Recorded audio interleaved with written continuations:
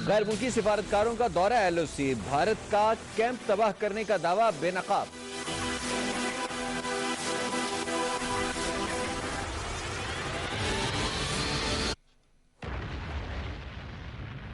अशियाए जरूरिया की मुनासिब नरखों पर फराहमी यकीनी बनाई जाए, वजीर आजम।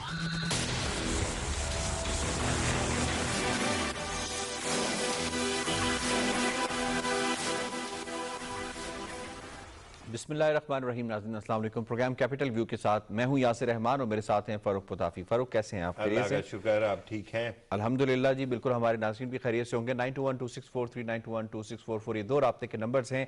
अब से कुछ देर बाद आज के मौज़ूआत के हवाले से आप इज़हार ख्याल कर सकते हैं, कॉल कर सकते हैं हमें लाइव। पहला टॉपिक जनाब, जो हफ्ते और इतवार की दरमियानी शब भारत की जानिब से एक मरतबा फिर एलओसी के ऊपर बिला इश्तियाल फायरिंग का सिलसिला जो है वो शुरू हुआ। न सिर्फ फायरिंग का बल्कि जो उनका तोपखाना है जिसको अटली कहा जाता है, उसका सिलसिला भी शुरू हुआ, जिसके नतीजे में आज़ाद कश्मीर के जो 3 इलाके हैं, जोड़ा, नौशहरी, ये इलाके मुतासिर हुए और उसके नतीजे में जो इतलात मौसूल हुई, 5 अफराद जो हैं यानी 5 शहरी जो हैं वो शहीद हुए और 10 से ज़ायद शहरी जो हैं वो ज़ख्मी हुए और इमलाक को नुकसान पहुंचा, दुकानों को नुकसान पहुंचा। भारत की जानिब से जो प्रोपेगेंडा किया गया वो ये प्रोपेगेंडा किया गया कि पाकिस्तान के यानी आज़ाद कश्मीर के इस इलाके में जो दहशतगर्द हैं, मुबैना अस्करियत पसंद हैं, उनके कैंप्स को, 3 कैंप्स को निशाना बनाया गया। उनका जो ANI है वो भी झूठ का पलंदा बेच रहा है दुनिया को और ख़ास तौर पर उनके आर्मी चीफ की तरफ से ये स्टेटमेंट दी गई। ये स्टेटमेंट जब दी गई, लेकिन उस स्टेटमेंट के साथ किसी तौर पर भी कोई ऐसा सबूत फराहम नहीं किया गया जिसे दुनिया देखकर ये कहे कि हाँ वाकई ऐसा कुछ हुआ होगा। मैं स्टेटमेंट की हद तक रहे, माजी में भी हमने देखा जब इन्होंने सर्जिकल स्ट्राइक की बात की, उस वक्त इनकी अपनी अपोजिशन ने बहुत बड़े सवालिया निशान इनकी उन स्टेटमेंट्स के ऊपर उठाए।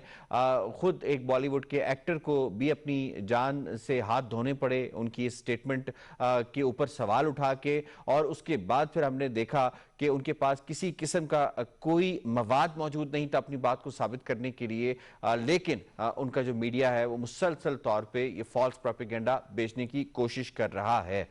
इसको साबित करने के लिए कि एक्चुअल ग्राउंड सिचुएशन क्या है, DGISPR और दफ्तर खारजा के तर्जमान डॉक्टर मोहम्मद फैसल ने गैर मुल्की सिफारतकारों और जो मीडिया, इंटरनेशनल मीडिया है, उसको साथ लिया और उसे इन इलाकों का दौरा करवाया और आज़ाद कश्मीर के इन इलाकों का दौरा करवाया और वो गए, लोगों से मिले, वो उन्होंने शॉप्स देखी जो डैमेज हुई हैं, आम आदमियों से बात की, आम लोगों से बात की कि किस तरह से वहाँ पे भारतीय बर्बरियत से आज़ाद कश्मीर के आम शहरी निशाना बनाए गए हैं।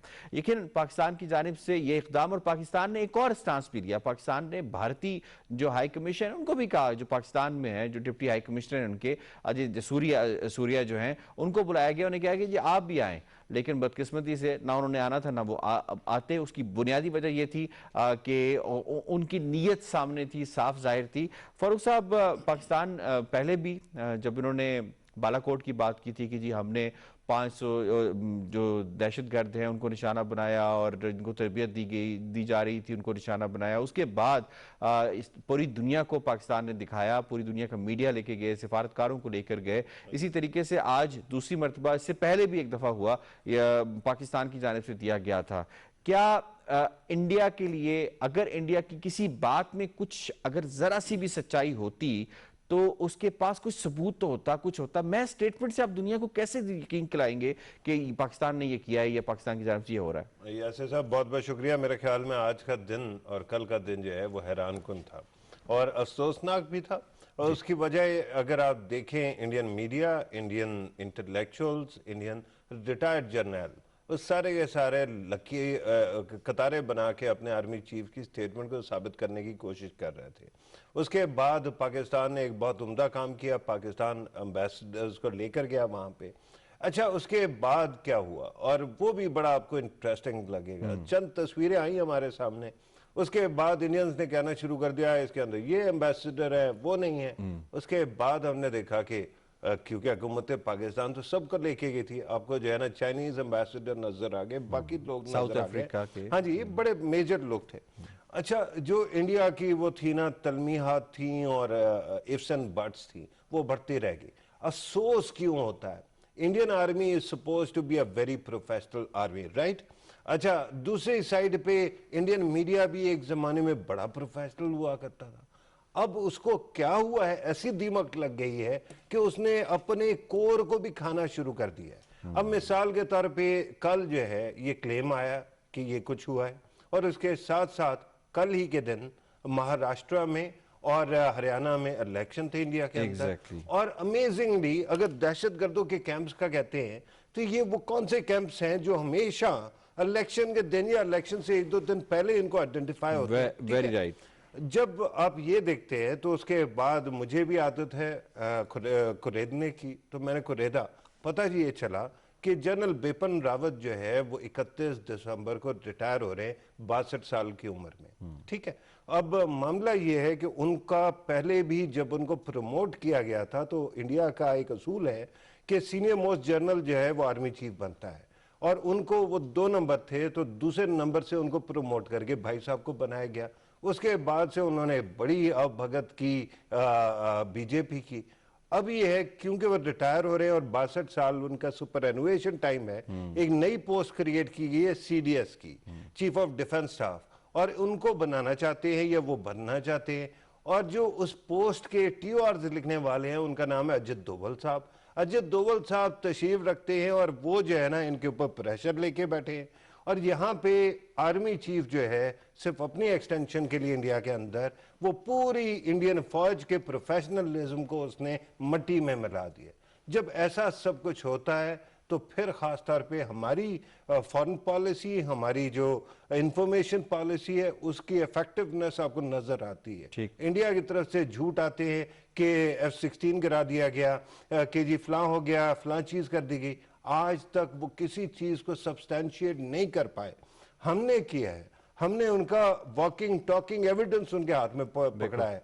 उसके बावजूद इंडिया की डिफेंस की खैर है, इंडिया के सेकुलरिज्म की खैर है, इंडिया के कॉन्स्टिट्यूशन की खैर है, इंडिया के इंटीग्रेशन की खैर है, लेकिन जनरल बिपिन रावत जो है वो प्रमोट तो हो जाए और वो अपना काम तो कर जाए, उसके लिए उन्होंने पूरे मुल्क को सेक्रीफाइस करके रख दिए। बिल्कुल ठीक है। और अब हम ये भी नहीं कह सकते कि बिपिन रावत साहब जब प्रमोट हो जाएंगे तो शायद हालात मामूल के मुताबिक आ जाए, नहीं आएंगे। उसकी वजह ये कि वो फिर अपनी उस जो नई पोस्ट है उसको जस्टिफाई करने के लिए कुछ और भी कर सकते हैं। डेफिनेटली ये चीज़ें सबके सामने हैं।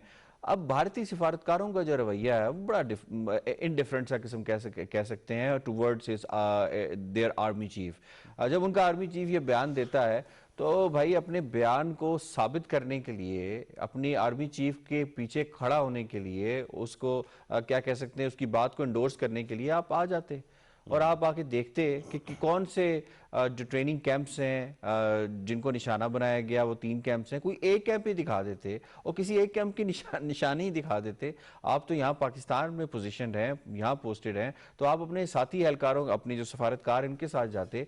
तो ये बहुत बड़ा भोंडा मजाक नहीं है उनका खुद अपने आर्मी चीफ के साथ कि हम आपकी स्टेटमेंट को नहीं मानते इसलिए हम नहीं गए, ताकि अगर हम जाएंगे तो फिर अल्टीमेटली आपकी स्टेटमेंट झूठी पड़ जाएगी। अच्छा, बात ये है कि पब्लिकली तो ये लोग कुछ नहीं कहेंगे ना, ज़ाहिर बात है कि उनके मिनिस्ट्री ऑफ एक्सटर्नल अफेयर्स ने इससे अपने आप को डिस्टेंट रखा है।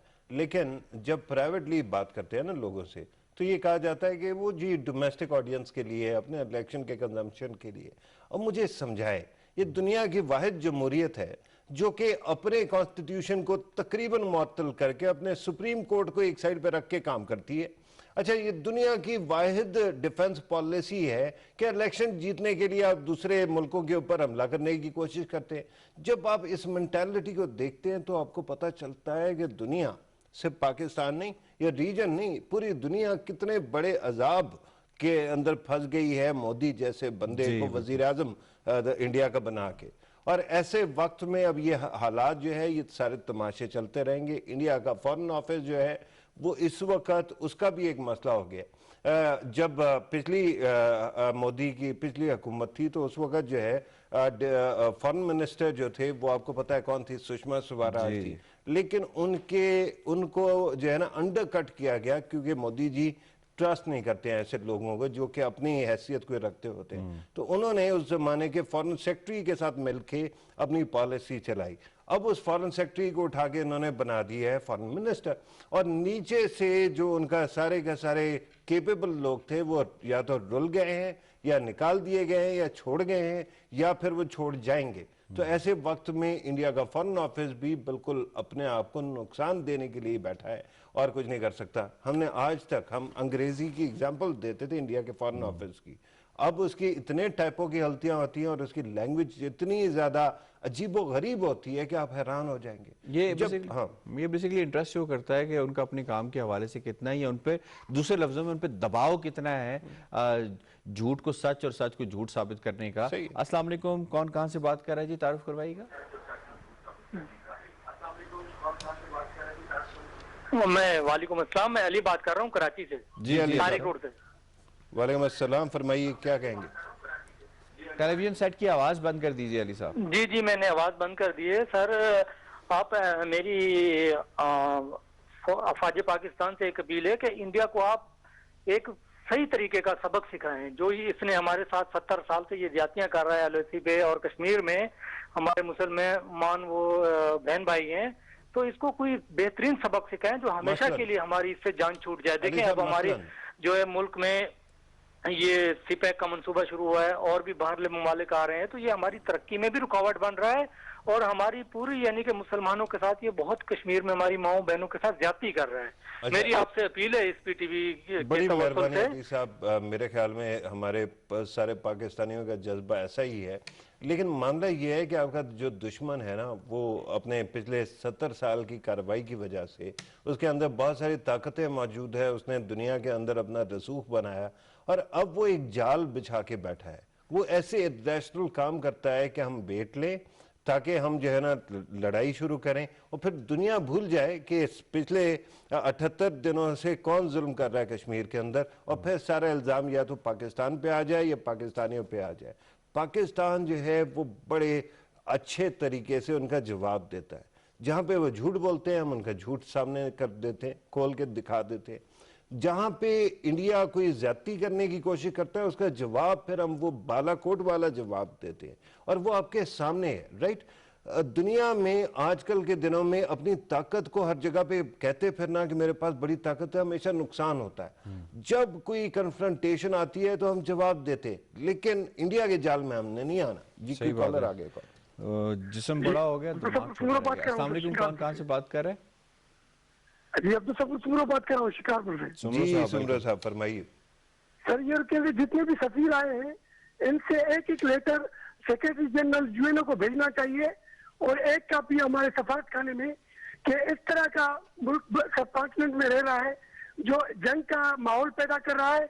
और इसके अलावा पाकिस्तान एक ऑनेस्ट ट्रांसपेरेंट कंट्री है और सारी इंडियन जो है उन्होंने सब कॉन्टिनेंट में ये सिचुएशन पैदा की है। ये सारे लेटर इन सफीरों को लिखने चाहिए और सेक्रेटरी जनरल जो यूएनए के उनको आजाद कश्मीर का दौरा भी करना चाहिए। Thank you sir. शुक्रिया जनाब, आपने कॉल किया। एक और कॉलर ने हमें ज्वाइन किया है। अस्सलाम वालेकुम, कौन कहां से बात कर रहा है जी? वालेकुम सलाम। जी जनाब, कौन साहब कहां से, फरमाइए। मैं नवाब शाह से बात कर रहा हूँ। जी सर फरमाइए। मेरा जी फरमाइए। हेलो जी जी आप ऑन एयर इस वक्त बताइएगा, लाइव हैं जी इस वक्त, फरमाइएगा। ओके जी, कोशिश किया करें जब आप कॉल करते हैं आपकी जो तवज्जो है वो कॉल पे होनी चाहिए, क्योंकि आपका नाम स्क्रीन पे आवेजा होता है, आपकी शनाख्त आवेजा होती है। तो क्या अच्छा आपको लगेगा कि आप बात करें और आपकी जो बात है वो इंतहाई डिस्ट्रप्शन का शिकार हो तो आपकी कॉल भी ज़ाया हो जाएगी और नेक्स्ट टाइम जब हमारे प्रोड्यूसर या जो भी आपकी कॉल अटेंड कर रहे होंगे तो फिर वो उस तरह इनकरेज नहीं करेंगे आपको लाइव लाने में। तो प्लीज कोशिश किया करें। दूसरा दरखास्त ये है कि आपका तो नवाब शाह से जो भाई बात कर रहे थे उनको तो शायद यकीन नहीं आ रहा था कि वो ऑन एयर आ गए हैं, तो भाई यकीन कर लिया करें, बहुत एक्सेसिबल प्रोग्राम है। जब आप आ जाते हैं तो फिर बोला करें, जितना सेकंड जाया होंगे दरमियान में गैप्स में या वेट करने में उसमें आपकी बात दरमियान में रह जाएगी। जी जी बिल्कुल। अली साहब ने कॉल की थी, उन्होंने कहा जी पाकिस्तान आर्मी को जो है ना वो जवाब देना चाहिए। पाकिस्तान आर्मी, एक तो ये चीज़ याद रखिएगा कि हमारा जो डिज़ाइन है उसके अंदर हम बिल्कुल भी ऑफेंसिव नहीं है। हमने अपनी दिफा को मजबूत करने के लिए जो भी स्ट्रैटेजी बनाई है अपने दिफा को, हमारे ऐसे अज़ाइम नहीं है जैसे भारत है ना, आप कभी आरएसएस की बुक्स या उनका लिटरेचर पढ़ें तो उसके अंदर भारत का नाम ही ये है कि ये ग्रोइंग जो टेरिटोरियल जो कह सकते हैं कि ऑक्यूपेशन है वो ये रखेगा, तो इसलिए इसको भारत कहा जाता है। स्टार्टिंग फ्रॉम अफगानिस्तान और उसके बाद पता नहीं कहाँ कहाँ जो इनके ख्यालाती किस्म का एक उन्होंने बनाया हुआ नक्शा, और जिसको वो अपने बच्चों को भी पढ़ाते हैं। 20-21 लाख बच्चे जो आरएसएस के स्कूलों में पढ़ते हैं, ये उसमें वो दिखा रहे होते हैं। तो वो इस मॉडल के साथ जो है वो अपनी इन फ्रेम के साथ या इस प्लान के साथ जो है वो जारी। हमारा प्लान क्या है कि पाकिस्तान की सरहदों की हिफाजत करनी है, और जब भी दुश्मन इस तरह का काम करेगा, 27 फरवरी होगा, तो जब भी दुश्मन इस तरह का काम करेगा, उस दिन एलओसी की वायलेशन हुई, हमारे एक जवान को शहीद किया गया, हमने उसके जवाब में 2 बंकर्स तबाह किए और 9 फौजी मारे भारत के। फिर उन्होंने सफेद झंडा सामने लाया और सफेद झंडा लहराते हुए आ गए, जो फौजी नॉर्म्स हैं, यानी मिलिट्री के अंदर नॉर्म्स होते हैं कि जब भी सफेद झंडा होता है इसका मतलब है कि आप फायरिंग रोक दें, या दूसरी जो साइड है वो फायरिंग नहीं करेगी, या वो अपनी सप्लाईज लेके जाना चाहती है या अपने ट्रुप्स को लेके जाना चाहती है।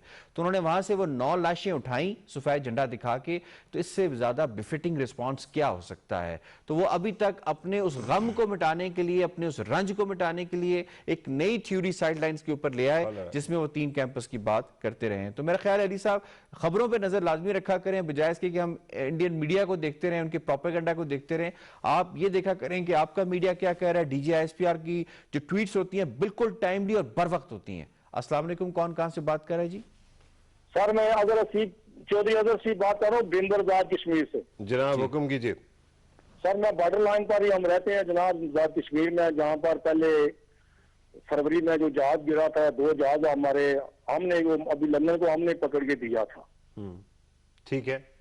तो जो मोदी का जो प्लान है जाद कश्मीर में, बार बार, क्योंकि हमारे यहाँ रोजाना ही जो है शेलिंग होती है, लेकिन अल्लाह के फजल करम से यहाँ के जाद कश्मीर के लोग जो है मजबूत लोग हैं, और इंशाअल्लाह ताला ये कश्मीर आजाद होगा और इमरान खान की क़यादत में आजाद होगा। बिल्कुल ठीक है जी, आपके जज्बे और आपके हौसले और हिम्मत को सलाम है जनाब। आप हीरो हैं जी। अभिनंदन की तरह 2-4 और पकड़ के दे हमें किसी दिन। बिल्कुल। और वो पहले तो लोकल्स ने उस पर कब्जा किया, तो आर्मी अगर ना आती, यानी हमारी प्रोफेशनल आर्मी का स्टैंडर्ड देखें कि अगर वो ना आती, बीच बचाव ना करती, तो मार जाते उसको, जो लोकल्स उन्होंने पकड़ा था उसको। बिल्कुल सही है जी। मेरे ख्याल में यासिर साहब आपने भी बड़ी सही बातें की। मामला ये है कि देखिए इंडिया जो है ना 2-4 चीज़ों में कर क्या रहा है। एक बात तो ये है कि आर्टिकल 370 को ख़त्म करने से पहले भी जो मकबूजा कश्मीर है वो मकबूजा कश्मीर ही था। वहाँ पे हालात जो है कर्फ्यू जैसे ही होते थे और लोग अगवा हो रहे थे। वहाँ पे रेप्स हुए हैं, वहाँ मर्डर्स हुए हैं, और ये बहुत सालों से हो रहा है। अगर आप इस तमाम को देखें तो आर्टिकल 370 तो उनका अपना सबूत आ गया ना, स्मोकिंग गन आ गई जी। बिल्कुल। तो इन तमाम चीजें, पहले कॉलर ले ले फिर बात। अस्सलाम वालेकुम, कौन कहां से बात कर रहा है जी? वालेकुम अस्सलाम, आलमगीर बात कर रहा हूँ बालाकोट से। जी भाई हुक्म कीजिए। जी मैं ये कहना चाह रहा था कि इन्होंने पहले भी ये ड्रामा किया था। बालाकोट में हमारे 12 दरख्त जो है वो शहीद किए, और उसके बाद अभी भी जो झूठा ड्रामा किया कि हमने इतने कैंप तबाह किए, ये गैर मुस्लिम है, ये मुसलमानों की ताकत को अभी नहीं समझते। मेरे सारे पाकिस्तानी भाइयों को ये अपील है कि वो अपनी अफवाज पाकिस्तान के सब्र को जो है ना वो सब्र ही समझे। एक हद है जिस हद तक हम आगे जा सकते हैं, लेकिन सबसे बड़ी बात ये है कि हम अल्लाह को मानने वाले हैं, हम उस पर बिलीव करते हैं। जो उधर हमारे मुसलमान भाई हैं, हम उनकी हिफाजत करने के लिए ये जो चीजें हैं उनको आप देख के सब आप दुआ कर सकते हैं और अपनी अफवाज पाकिस्तान की शाना बिशाना खड़े। जी ठीक, आलमगीर साहब बहुत बहुत शुक्रिया। बहुत बहुत शुक्रिया जनाब। अगर इजाजत हो तो मैं बात पूरी कर लूँ। जी प्लीज। मैं खास तौर पे ये कह रहा था कि असल में यासिर साहब वो सारी चीजें हम आर्टिकल 370 से पहले भी मामला इसी किस्म के थे, लेकिन अब आ गया सबूत। तो पाकिस्तान ने उस सबूत को उठा के इंडिया का जो हाल किया है, दुनिया भर के अंदर उसकी कहीं ना कहीं कंडेमनेशन आपने देखी है। Very right. अच्छा, इसी तरह से और भी बहुत सारे मामला थे। अब इंडिया करता क्या है? हमारा एक मसला है जो जिसका सलूशन बड़ा मुश्किल है। हमारे यहाँ भी कश्मीर में आबादी है एलओसी के साथ, उनकी साइड पे भी एलओसी पे वहाँ भी कश्मीरी है। इंडिया क्या करता है कि उन्होंने तो ये कहा है ना कि सरहद से पार या एलओसी से पार जो भी है वो दहशतगर्द है, तो मारो। अच्छा, जब वो कॉमन पीपल को मारते हैं तो हमारे पास मसला ये है कि परली साइड पे जो लोग हैं वो भी हमारे हैं, सिवाय फौजियों के। हम फिर फौजियों को टारगेट करते हैं। उसके अंदर फौजी तो मरेंगे, लेकिन ये कहना कि जी उनके बॉर्डर से LOC के अक्रॉस जो है ना अवाम को निशाना मारे या किसी तरह वो करे, तो इंडियंस तो उनका वैसे ही ख्याल नहीं रखते, ये उनके सौतेले बच्चे। तो इस वजह से हमें थोड़ा सा कंसीडरेट होना पड़ता है। लेकिन अब यहाँ पे एक और आयरनी या एक कॉम्प्लिकेशन है, वो ये है कि जो लोग LOC के करीब रह रहे हैं वो वहाँ पे दहाइयों से रह रहे हैं। अब उनको क्या करें? उन सारे की सारी बस्तियों को, उन इलाकों को आप अपरूट करें और कहीं और ले आए और फिर वो दरमियान में नो मैन जोन बनाए, तो ये हो नहीं सकता। तो इंडिया इस वक्त बस इसी काम को इस्तेमाल करते हुए हमें कभी कभार जो है तंग करता है, तो हम उसका बेफिटिंग जवाब देते हैं और उनके फौजी मारे जाते हैं। लेकिन अब इन तमाम चीज़ों को अपने सामने रखते हुए हमें ये देखना है कि बार बार इन तमाम चीज़ों के अंदर ये क्यों है कि इंडिया का पाकिस्तान या LOC के ऊपर जो वायलेंस है वो इंडिया के इलेक्शन से क्यों जुड़ा हुआ है भाई? कौन सा टेररिज्म है जो कि सिर्फ इलेक्शन जिताने के लिए होता है फिर गायब हो जाता है? बिल्कुल ठीक है जी। अस्सलाम वालेकुम, कौन कहां से बात कर रहे हैं? वालेकुम अस्सलाम सर, मैं आजाद राजा बात कर रहा हूँ सांगड़ से। जी भाई फरमाइए। सर मैं ये कहना चाह रहा हूँ कि जैसे पाकिस्तान के लिए इंडिया अक्सर शोर मचाता रहता है कि पाकिस्तान के जो एटॉमिक हथियार हैं वो किसी के गलत हाथों में जा सकते हैं, इस तरह की कोई पाबंदियां भी क्रिएट करने की कोशिश करता है। तो इस तरह इंडिया के तो अभी आप देखें RSS की वहाँ हुकूमत है और मोदी की दुनिया को बैकग्राउंड का पता है मोदी क्या है, वो तो ऑलरेडी जा चुके हैं, वो पूरे खित्ते को नुकसान है। तो उस पर दुनिया क्यों खामोश है, मैं ये सवाल करना चाह रहा हूँ। बड़ी जबरदस्त बात की आपने जी, बिल्कुल सही बात बहुत अच्छी है भाई। और उसका ये है कि दुनिया के अंदर बहुत ज़्यादा आदत है पैसा लगाओ तो लोग खामोश हो जाते हैं, तो उसको हमने चेंज करना है और हम कर लेंगे। इंडिया ने बहुत काम किया जी। RSS ने 1970 से, आपको पता है यासिर साहब, जैसे RSS है ना इंडिया में, वैसे अमेरिका में हिंदू के करके ना HSS है। और उसका काम क्या था? पिछले 30 सालों से वो ये आर्गू कर रही है कि अमेरिका की जो टेक्स्ट बुक्स है और मगरिब की टेक्स्ट बुक्स है उनके अंदर पाकिस्तान, बांग्लादेश, अफगानिस्तान को अलग मुल्क या साउथ एशिया ना बुलाया जाए, बल्कि सबको इंडिया बुलाया जाए। जैसे मैं भारत की बात कर रहा था। हाँ जी, एग्जैक्टली। तो ये जो उनका काम है ना प्रोपेगेंडा वगैरह, वो बहुत ज्यादा अब अयां हो गया है और इसलिए पाकिस्तान एक एक करके तमाम चीजों को तोड़ रहा है, उनके मिथ्स को। लेकिन मामला ये है कि हमारे यहाँ भी एक क्लास है, कुछ लोग तो अपोजिशन से जुड़े हुए हैं, कुछ लोग वैसे ही समझते हैं कि रियासत से जब तक आप डिसएग्री ना करो तो आप इंटेलेक्चुअल नहीं बन सकते। और ऐसे वक्त में आप अपनी रियासत जो कि सच बोल रही होती है उसको भी अंडरमाइन कर जाते हैं। तो मेरा तो हमेशा से ये आर्गुमेंट रहा है कि ये जो इंडिया और पाकिस्तान का मीडिया भी जिस तरह कर रहा है, इंडियन मीडिया बड़ी मुश्किल से गुजर रहा होगा। मैं बार बार ये दरख्वास्त करता हूँ इंडियंस को भी कि अगर तुम पे इतनी मुश्किल है तो भाई पाकिस्तानियों को गेस्ट के तौर पे ना लिया करो। पाकिस्तानियों को कहता हूं कि इंडियंस को ना लो, ताकि अगर झूठ भेजना है तुमने तो अपने मुल्क में भेजो, लेकिन जो हमें बार बार वो करते हो और उससे अपना नुकसान कराते हो।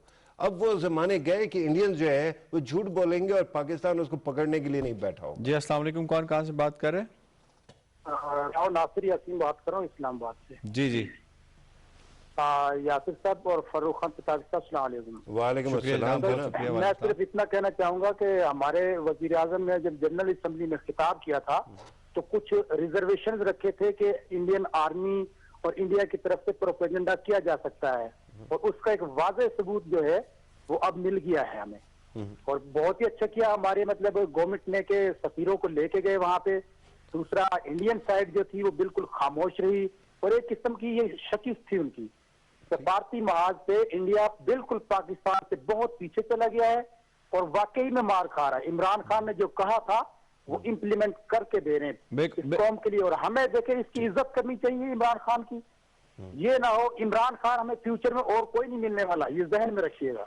ये मेरी पाकिस्तानी कौम से अपील है कि इस हुक्मरान की इज्जत करो और इसके लिए दुआ करो और इसके हाथों में हाथ डाल के इसका साथ दो। ठीक है, शुक्रिया जनाब। आप अपनी जज्बात का इजहार कर रहे थे। फरूख साहब, जो इंटरनेशनल मीडिया जो है जिस तरह से इनके साथ किया DGISPR के साथ, यकीनन जब इंटरनेशनल मीडिया किसी भी जगह पे जाता है तो वो अपने अपने अखबार, टेलीविजन स्टेशन के ऊपर जो भी उनके चैनल्स होते हैं उस पर वो रिपोर्ट करता है। मैं इससे पहले अपनी बात कंप्लीट करूँ, एक और कॉलर हमें ज्वाइन किया। अस्सलाम वालेकुम, कौन कहाँ से बात कर रहे हैं? वालेकुम, आगा अब्दुल बासित, डिस्ट्रिक्ट कश्मीर सिंध। जी भाई फरमाइए।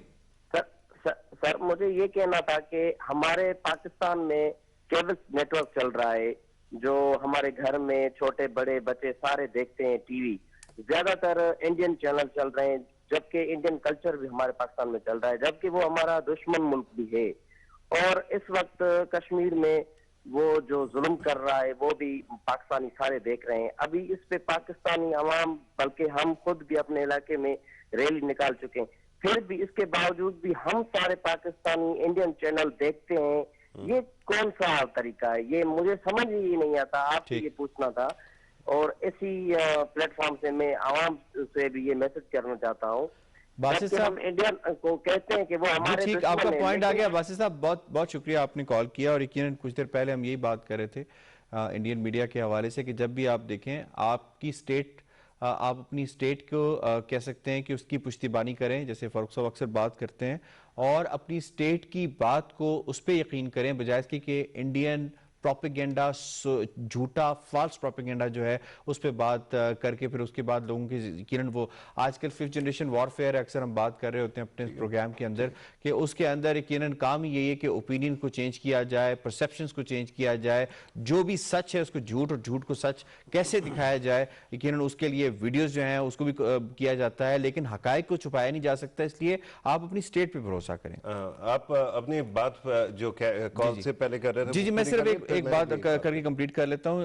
इसका बड़ा इफेक्ट होता है जब इंटरनेशनली ये चीज रिपोर्ट हो रही होती है, उसका इफेक्ट हमें इस चीज में भी नजर आया कि अमेरिकी कांग्रेस की ज़ेली कमेटी है उमूर खारजा की, उसमें जो हेयरिंग शुरू हो गई है और वो जी इंसानी हुकूक की जो पामालियां हो रही हैं भारत कर रहा है मकबूजा कश्मीर के अंदर, उसके हवाले से एसओएस को भी बुलाया जाएगा, उसके बाद इंटरनेशनल जो इंसानी हुकूक की तंजीमें उनको भी बुलाया जाएगा और इस सिचुएशन के ऊपर काफी हद तक बात की जा रही है। और अल्टीमेटली अगर ये मामला यहां पे इसको सीरियस समझा जाता है तो फिर ये आगे जाएगा, और जब ये आगे जाएगा तो ये किसी न किसी एक्शन में कन्वर्ट होता हमें नजर आएगा। जिस बात की गमाजी है कि इंटरनेशनल मीडिया जब किसी चीज को रिपोर्ट करता है तो पॉलिसी साजों के ऊपर उसका इफेक्ट लाजमी पड़ता है। पड़ता है जी। एलिस फेल्स गई हैं आज उस कमेटी के सामने, पेश भी हुई हैं, अभी थोड़ी देर पहले हुआ।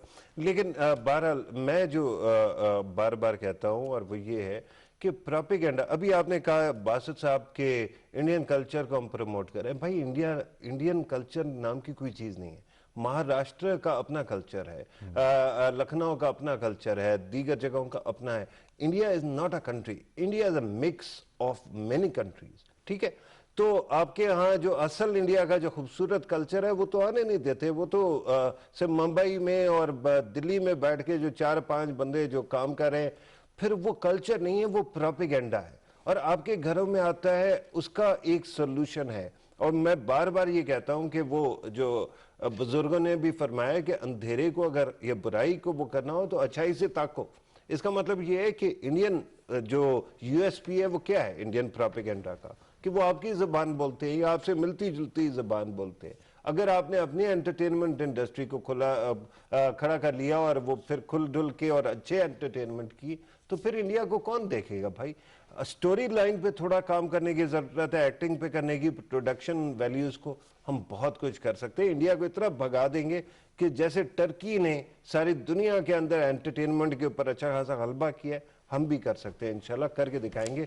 बस ये है कि इंडिया के प्रोपेगेंडा को अपने घरों में तो हम खुद कहें ना कि यार ये नहीं चलना चाहिए, और खाम खा एक झूठे हुकूमत का प्रोपेगेंडा हम क्यों मिरर करें, ये भी इंपॉर्टेंट है। बिल्कुल ठीक है जी, बस एक चीज़ देख लिया करें, सीइंग इज़ बिलीविंग होती है। ये आपके सामने जो फुटेज चल रही है ये हमने कोई वो नहीं किया गया। सिफारतकार, इंटरनेशनल सिफारतकार यहाँ पे मौजूद हैं, इंटरनेशनल मीडिया यहाँ पे मौजूद है। क्या आपके जहन में इस हवाले से सवाल नहीं उभरता कि अगर इंडिया में इतनी जुर्रत है, वो जिन कह रहे हैं कि जी इतनी गाय मर गई और इतना कुछ हो गया, 2 गाड़ियाँ तबाह हो गई, फला हो गया, इतना कुछ हमने कर दिया, वो भाई एक वीडियो दिखा दो, कुछ ना कुछ तो सबूत साबित करने के लिए। उनकी एएनआई की तरफ से कहा गया जी कि इतनी गाय भैंसें जो है वो मरी, इंडिया ने मारी जी। पाकिस्तान की जो तो यार ये कैसे लोग हैं, ठीक है, अपने देवता को मार डाला उन्होंने। हाँ जी, मार ये इस पे तो बड़ा होता। बहरहाल anyways coming to the topic, और यकीनन इस पे हम मजीद भी आपको अपडेट करते रहेंगे। पाकिस्तान सच्चाई दुनिया को दिखाता रहेगा और इस सच्चाई के असरात भी हमें नजर आना शुरू हो गए हैं, क्योंकि पाकिस्तान कश्मीरियों के साथ सियासी, अखलाकी और सिफारती सतह के ऊपर बाहम खड़ा है और जैसे हम कहते हैं कि कायद आज़म ने कहा था कि कश्मीर पाकिस्तान की शाहरग है, उसको साबित भी कर रहे हैं। अगला टॉपिक जनाब, आज कैबिनेट की मीटिंग हुई। कैबिनेट के इजलास के अंदर मुल्क की सियासी सूरत हाल, इक़्तिसादी सूरत हाल का जायज़ा लिया गया और ख़ास तौर पर कश्मीर के हवाले से भी जो मखसूस सूरत हाल है, कंट्रोल लाइन पर भारतीय जारियत है, उस पर भी गौर किया गया और काबीना को रोज़मर्रा की कीमतों की जो अशिया की कीमतें हैं उसके हवाले से भी ब्रीफ किया गया। लेकिन जो अशिया की कीमतें हैं उसमें जो बढ़ता हुआ ट्रेंड है, ख़ास तौर पे अशिया खुरनोश कह लें या डेली सब्ज़ी वगैरह की बात कर लें, तो यकीनन उसमें इंक्रीज़ आया है। हम ये नहीं कह सकते कि नहीं आया, कि इंक्रीज़ आया, लेकिन इसकी एक बड़ी वजह भी ये होती है फ़ारूक साहब कि जब भी कोई इस तरह की अशिया में इंक्रीज़ आता है और ख़ास तौर पर वो मुल्क जो कि एग्रीकल्चर कंट्री हो, जिसके पास आपाशी का निज़ाम अच्छा हो, फिलहाल पानी का ऐसा कोई क्राइसिस भी हमें नज़र नहीं आ रहा, उसके बावजूद वहाँ पे अगर टमाटर 60 रुपए और प्याज 80 रुपए हो तो काफ़ी हद तक कंसर्न्स होते हैं कि यार महंगाई इतनी अचानक से क्यों होगी। इसकी दो रीजंस हमें नज़र आती हैं सामने। एक तो मिडल मैन इस वक्त मेरा ख्याल है मनी मिंट कर रहा है और वो किसान जो है उसकी ज़िंदगी में जो कोई खातिर तब्दीली नहीं आई तो वो उससे चीज़ें कम कीमत में उठा के उनको या अगर होर्डिंग कर सकता है, स्टोरेज करता है, स्टोरेज करने के बाद जिस टाइम उसकी डिमांड इंक्रीज होती है या डिमांड बढ़ती है, प्राइस उसकी इंक्रीज होती है तो मार्केट में लेकर आता है। ये एक पुराना ट्रेंड है जो चलता आ रहा है। तो उसके लिए उन्होंने जो मामले खुसूसी हैं वज़ीर आज़म की, उन्होंने इस हवाले से जो है जो क्या कहते हैं कि बताया कि इस्लामाबाद के अंदर एक पायलट प्रोजेक्ट जो है वो शुरू किया जा रहा है जिसके अंदर मिडल मैन का जो कॉन्सेप्ट है फ़ारूक साहब उसको ख़त्म कर दिया जाएगा ताकि किसान और जो बायर है उसके दरमियान एक डायरेक्ट रब्त कायम किया जा सके, प्राइस कम। और दूसरा फ़ारूक साहब ये भी आपने देखा होगा कि जब से हुकूमत आई और उसके बाद से हर चीज़ में ये बात वावेला करना, महंगाई है जी, महंगाई है जी, महंगाई है जी, उसकी वजह से इस वक्त प्रॉफिट में कोई हो उसकी अपनी जगह। लेकिन एक मामला जो ज़खीरा अंदोज़ी आपने कहा ना, एक बड़ी अमेजिंग बात है। कायद आज़म की जो पहली तकरीर हमें पता है 11 अगस्त की जो तकरीर थी पार्लियामेंट में की हुई, हम उसके अंदर से वो नेट पिक करते हैं ना, पिक एंड चूज करते हैं, तो हम वो मामला तो उठा लेते हैं जो कि किसी आइडियोलॉजी के इशू पे है, लेकिन उसका एक बहुत बड़ा हिस्सा आपको पता है किस बारे में था? ज़खीरा अंदोज़ी के बारे में था। आपको पता है अयूब खान जब हुकूमत में आए थे तो पहला मामला क्या था? ज़खीरा अंदोज़ी। चीनी का क्राइसिस एक दो महीने में आ गया था। हाँ, वो तो एंड में था ना खास तौर पे, लेकिन उनके आते हुए भी। अच्छा, तो ये तमाम चीज़ों को जब आप देखते हैं ना तो ये पता है कि पाकिस्तान में छोटे लेवल और दरमियान के लेवल पे करप्शन करने वाले बहुत लोग हैं और वो खास तौर पे ज़खीरा अंदोज़ी को कोई क्राइम नहीं समझते, राइट? अब इसका एक तो आपने सही कहा कि इंफॉर्मेशन का जो वो है ना कि हमने प्रोपेगेंडा बड़ा सुना, महंगाई जब बहुत ज्यादा करेंगे तो मैं भी कुछ थोड़ा सा महंगा कर दूंगा। आप तो कन्विंस्ड है ना कि आपने महंगाई तो मैंने भी वो कर दिया। पंजाब हुकूमत ने एक काम किया, लेकिन मेरा ख्याल है, मेरी दरख्वास्त भी है कि वो इसलिए काफी नहीं है कि पंजाब हुकूमत या प्रोविंशियल गवर्नमेंट का भी लेवल का ये काम नहीं है, ये लोकल लेवल के लोकल गवर्नमेंट्स का है। अच्छा, पंजाब गवर्नमेंट ने एक ऐप बनाई है जिसके अंदर, जैसे आपने भी एक दफ़ा कहा था, मैंने भी कहा था, उसके अंदर तमाम अशिया जो खुदनोश है उसकी लिस्ट आ जाती है, रेट लिस्ट, और वो डायनामिक लिस्ट है, तो जैसे चेंज होती है तो आप चेक कर सकते हैं, आपके मोबाइल से हो सकता है। लेकिन मामला फिर भी ये है कि ये तो आपने और मैंने कर लिया ना, आगे मुझे दवाई लेनी है, मुझे जाके चीनी बच्चे के लिए चाहिए, मुझे दूध चाहिए, तो अब जब मैं जाता हूं और मैं तगड़ा आदमी नहीं हूं तो अगला मुझे आंखें भी दिखा सकता है, होता है। अब एनफोर्समेंट के जो मामला है ना जी, उसका ये है कि हमारे पास दो मेथड्स हैं। एक तो कि पंजाब गवर्नमेंट, सिंध गवर्नमेंट, बाकी गवर्नमेंट जो है वो ब्यूरोक्रेसी के जरिए से अपने रेट को वो कायम करे। दूसरा अब आपके आइन का हिस्सा है, यानी कि लोकल गवर्नमेंट्स का होना। लोकल गवर्नमेंट्स के जो लोग होते हैं उनका काम ये होता है कि वो आपके नुक्कड़ पे रहते हैं, प्राइस कंट्रोल कमेटी बनती है, हाँ वो कमेटियां भी बनाते हैं और फिर एक्सेसिबल है। आपको एक MNA MPA को पकड़ने के लिए आना है तो आपको लाहौर आना पड़ेगा, कराची आना पड़ेगा, आपको इस्लामाबाद आना पड़ेगा। लेकिन अगर आपका अपना काउंसलर है तो you can go to your own vicinity और वो कर सकते हैं। आज के दिन कैबिनेट ने जो काम किया है वो इस पे फोकस किया है, ये अच्छी खबर है। मेरे ख्याल में वज़ीर आज़म साहब बार बार ये बावर करा रहे हैं कि उनको इन तमाम इश्यूज पे बहुत फिक्र है, लेकिन अब ये है कि ये सिर्फ एक लेवल का मामला नहीं है, हर लेवल पे हम सबको मिलके करना होगा और 2 नंबरियां फारूक साहब, एक चीज़ और भी जो मुझे देखने में आई है कि इन मामलात को हमारी जॉब का भी हिस्सा हम देखते रहते हैं, वफाकी काबीना के इजलास और ख़ासतौर पे फैसलों में किन किन बातों पे गौर किया जाता है। अक्सर ये बात होती है, वज़ीर आज़म इस बात पे स्ट्रेस कर रहे होते हैं, अब ग्रेजुअली ये स्ट्रेस बढ़ता जा रहा है और ख़ासतौर पे परफॉर्मेंस का भी हिस्सा बनाया जा रहा है कि जो भी वफाकी वज़रा हैं वो आम आदमी की ज़िंदगी में सहूलत लाने के लिए क्या काम कर रहे हैं, ये भी एक परफॉर्मेंस का मयार है। और इसके साथ साथ फिर अभी एक और बात भी सामने आ रही है कि जो सरकारी मुलाजमीन हैं उनकी मुद्दत मुलाजमत में तोसी या उनको आगे प्रमोशन का जो क्राइटेरिया है उसके अंदर भी एक चीज़ रख दी गई है कि उन्होंने अपनी सर्विस के अंदर आम आदमी की सहूलत के लिए जो भी उनके इख्तियार में चीज़ थी या जो भी उनकी आप कहते हैं स्कोप ऑफ सर्विस में चीज़ थी, उन्होंने उस आम आदमी के लिए क्या किया है, इसको भी अब जॉब डिस्क्रिप्शन का, जॉब प्रोफाइल का हिस्सा बना दिया जाएगा। तो इससे रिस्ट्रक्चरिंग भी हो रही है। डॉक्टर इरशाद हुसैन जो है उस पर काम काफ़ी तेज़ी के साथ हो रहा है। जब ये चीज़ सामने आती है, अगर इस तरह के आप अहदाफ रख लेंगे तो यकीनन एक माइंड सेट चेंज हो जाएगा। जब माइंड सेट फारूक साहब चेंज होता है, जिसके पास यानी ज़्यादा जो काम करना होता है वो ब्यूरोक्रेसी नहीं करना होता है, तो अगर उनका माइंड सेट चेंज हो जाएगा, ये कस्टमर फ्रेंडली हो जाएंगे। कस्टमर फ्रेंडली से मुराद ये कि जो उनका कस्टमर है वो कौन है, आम लोग हैं ना, कंज्यूमर, आम लोग हैं जो साइल हैं, उनके पास जो चीज़ लेके जाते हैं। तो जिस वही कॉन्सेप्ट जो जिस स्पीच का आपने जिक्र किया कायदे आज़म की, उन्होंने जो पब्लिक सर्वेंट्स के ऊपर जोर दिया कि आपका बुनियादी तौर पे काम क्या है, अगर उस फलसफे पे अमल शुरू हो जाएगा तो मेरा ख्याल है ये सारी की सारी चीज़ें चेंज हो जाएगी। और जहाँ तक आपने ऐप की बात की, मैं सिर्फ ये कहूँगा कि आप जैसे आप जाएँ ये इतवार बाज़ार, जुम्मा बाज़ार, मुझे जाने का इत्तेफाक होता है सब्जी मंडी वगैरह में, तो सबसे पहला जो काम मैं करता हूँ जाके कि प्राइस जो 5 रुपए की, 10 रुपए की वो प्राइस लिस्ट होती है, वो हर स्टॉल पे लगी हुई होती है।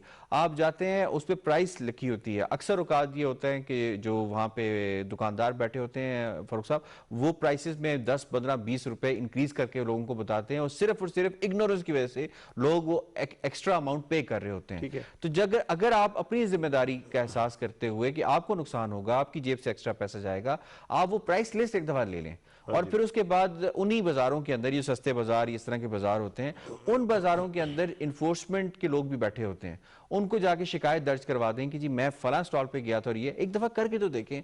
उसके बाद आप देखें एक ट्रेंड बनता जाएगा, लोग इस हवाले से कॉन्शियस होते जाएंगे, जो बेच रहे हैं या इस तरह के काम कर रहे हैं वो भी फिर बहुत केयरफुल हो जाएंगे। अच्छा, ये जो आपने बात की ये ठीक है, इस्लामाबाद में, लाहौर में, कराची में, बड़े शहरों में चलेगा। देखिए, जब पॉलिसी आप इस्लामाबाद से बना रहे हैं ना, तो उस वक्त आपको एक रियलाइजेशन होती है कि अब इंसान जो है ना पाकिस्तान में बहुत ज़्यादा है।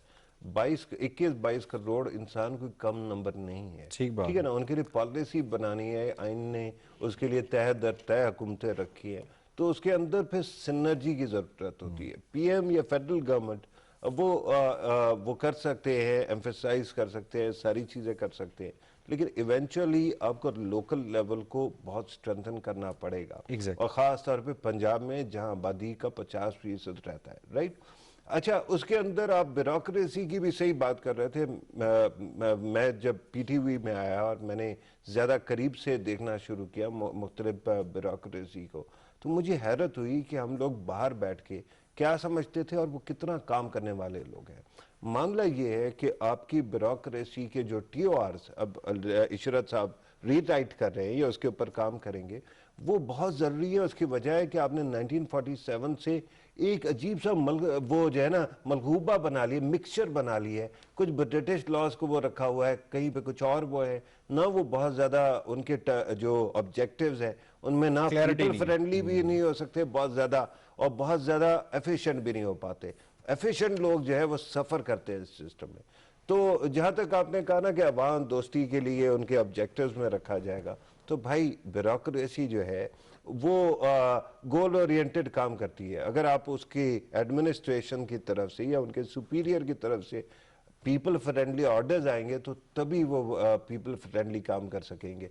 अब उसके अंदर ब्यूरोक्रेसी के अंदर हर बंदे के ऊपर एक और ब्यूरोक्रेट बैठा है, तो अब आपको पूरे का पूरा रिस्ट्रक्चर करना है। और वो इशरत साहब की तरफ हम देख रहे हैं कि वो कब हमारे सामने वो उम्दा पैकेज लेके आते हैं। बिल्कुल, नया पाकिस्तान हाउसिंग मंसूबा जो है उसके अंदर 5 अरब रुपए की लागत से बिला सूद कर्जे, यानी जिसे कर्जे हंसना भी कहा जाता है, वो रखे गए हैं। और ख़ास तौर पे वो लोग जो अफोर्ड नहीं कर सकते 1 लाख से 10 लाख रुपए तक वो हासिल कर सकेंगे और 5 लाख से 10 लाख अफराद इससे मुस्तफ़ीद होंगे और ज़्यादा जो तरजीह है वो बेवाओं को दी जाएगी। यह बात जिनका सोर्स ऑफ इनकम नहीं है या है तो कम है तो वो अफोर्ड नहीं कर सकते।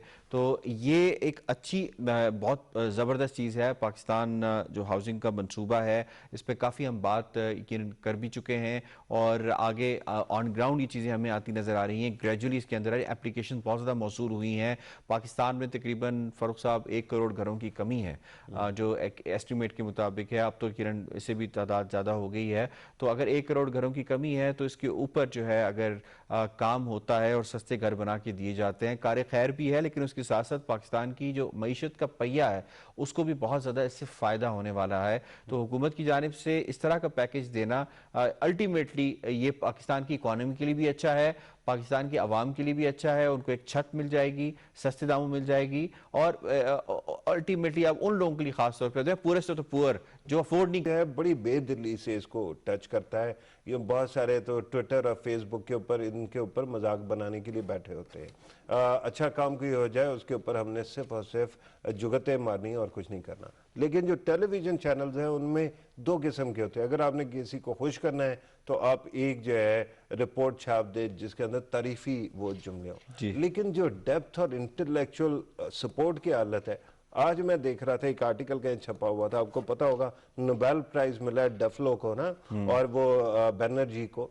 डफलो मॉडल के ऊपर आर्टिकल पूरा लिखा हुआ है, तारीफें लिखी हुई है, उसके अंदर कुछ नहीं है कि वो डफलो मॉडल है क्या, ठीक है। इसी तरह से हुकूमत की तरफ से जितने भी मुरगन खाने ना खिलाएं कि फिर सेहत को मसाइल लाक हों। वो आज फिरदौस आशिक अवान साहिबा ने भी ये बात कही है कि मुरगन खाने की वजह से नवाज शरीफ साहब की सेहत जो है वो ख़राब हुई है, उन्हें फौरी तौर पे अस्पताल मुंतकिल कर दिया गया। उस पर भी सियासत हो रही है। बहुत ब्रीफली बात कीजिएगा उस पर। जी हाँ जी, मैं इतनी ब्रीफली करूँगा कि मैं आपसे एग्री कर लूँगा, लेकिन मैं सिर्फ दरहास ये कर रहा हूँ कि दरमियान में काम ख़राब हमारे बहुत सारे वो लोग भी करते हैं जिनका तकरीबन ईमान हो गया ना कि हुकूमत से एग्री नहीं करना है। एग्जैक्ट। तो वो लोग भी बैठे हुए वो जो है ना खाम खा एडिशन कर रहे होते हैं। पहले फैक्ट्स को सर्टन कर ले, उसके बाद जो भी हो उसके ऊपर बात हो सकती है। बिल्कुल ठीक है। बिल्कुल आखिरी पॉइंट जी, इस पर हम किरण अपने कल प्रोग्राम में बात करने की कोशिश करेंगे। करतारपुर राहदारी पाकिस्तान का इनिशिएटिव और जो इनका एग्रीमेंट है उसके ऊपर काफ़ी बातें हुई थी,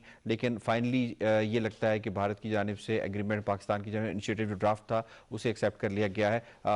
ये अच्छी चीज़ है कि जो सामने मैं एग्री करता हूँ जी। बिल्कुल ठीक है जनाब, प्रोग्राम का वक्त खत्म हो गया जी। कैपिटल व्यू से इतना ही। यासिर रहमान, फारूक मुताफी, कैपिटल व्यू की प्रोडक्शन टीम के हमरा आपसे चाहते हैं इजाज़त। इंशाल्लाह मुलाकात होगी कल। अल्लाह हाफिज़।